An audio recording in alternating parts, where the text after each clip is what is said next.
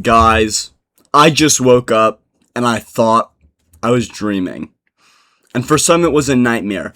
But I woke up this morning and I had to go on Instagram. I had to be like, did this really happen? Is Freedom 250 really in 2 weeks?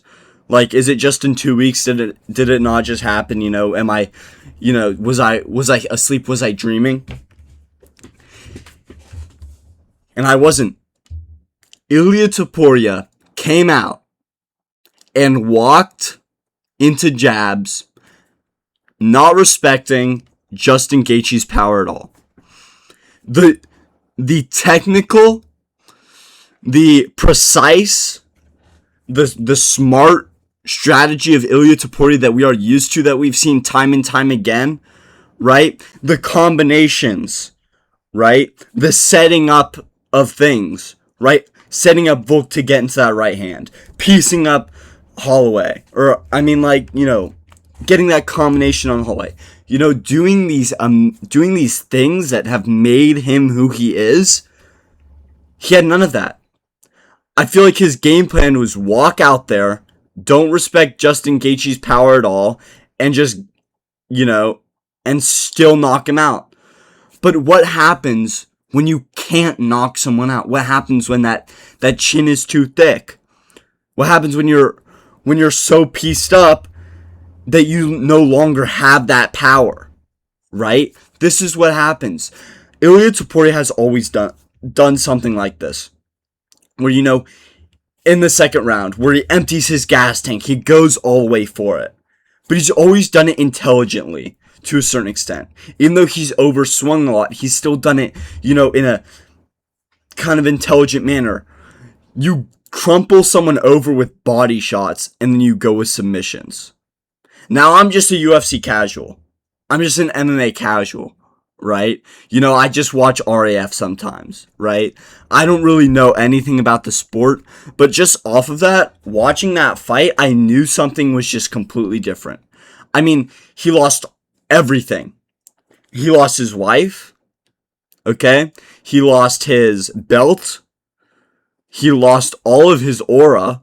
I mean, you do that, he has that tradition where he does a pre-fight victory dinner. I think there's two ways this goes. You have fighters that have all that confidence, and that is what brings them there, because they have all that confidence. And then you have fighters that are just, they can come back from things like this, They have all that confidence, and then once they lose it, it's done, right? Ilia Topuria, he just lost everything. Does he come back? Right? What does he do next?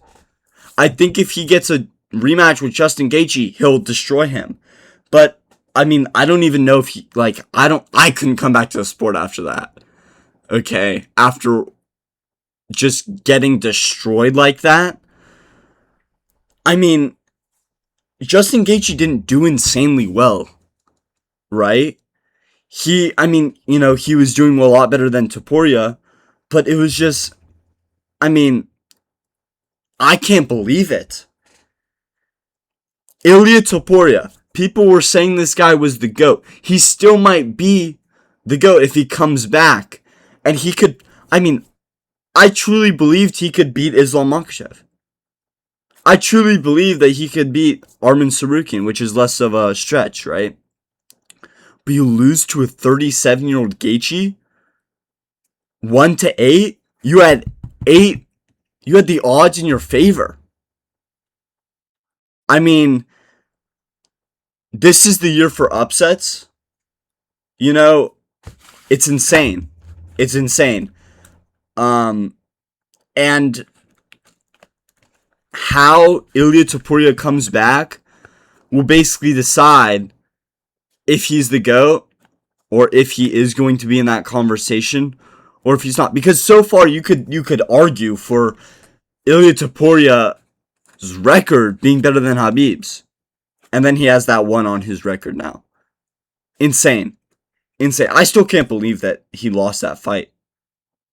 And I don't know, man. I don't know what's next. I don't know if he starts fighting again and he you know, he's way more technical, he's way more strategic, and he's a lot more, you know, held back, and he's not as prideful, because that's ultimately what did him in. He thought, okay, I can just walk in there, I can take his power, and I'm just gonna knock him out with one.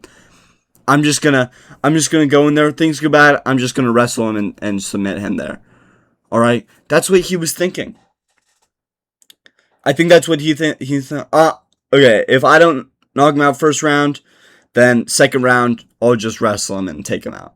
That's not how things went. Justin Gaethje was completely right. That's not how this sport works. Okay? Either can win. You know, it just takes one. But this one, it took a million jabs, and all of them were at Topuria's face. You know, it looks like he broke one of his orbital bones, right? He got destroyed. First time he's ever been so bloodied up. I mean, this is insane. And he doesn't have the heart. He didn't have the heart. Gaethje had the heart. Gaethje, this is insane. Gaethje had the heart, but he didn't even fight particularly, like, crazy well. Topuria just sucked. Anyway, guys, that's my thoughts. Thanks for watching. If you fuck with the vid, like it up. That's all I gotta say. I'm still in disbelief. I'm not gonna lie. Last 3 minutes of this video have just been me being like wordless, to be honest. Because I woke up and I thought, what is going on? Topuria really lost that. Topuria really lost that.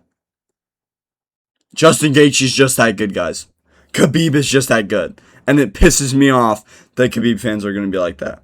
Khabib's just that good. And you have to think, okay, I'm going to go on. You just got to think. If Holloway was able to survive those big swings and those combinations, what happens? What happens? I think, you know, Topuria gets gassed out and he loses the fight to Holloway. Topuria's always done this, right? He's always emptied the gas tank for that finish as soon as he smells blood, right?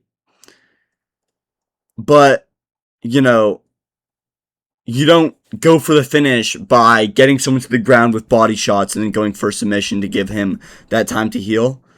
So, yeah, I don't know, guys. I don't know what's next for Topuria. Probably Arman or Gaethje again. I think if Gaethje and Topuria fight again, Gaethje is going to be probably TKO round 2 or round 3. That's my prediction. Alright, guys. Thanks for watching. If you fuck with it, like it. Fuck with me, subscribe. That's all.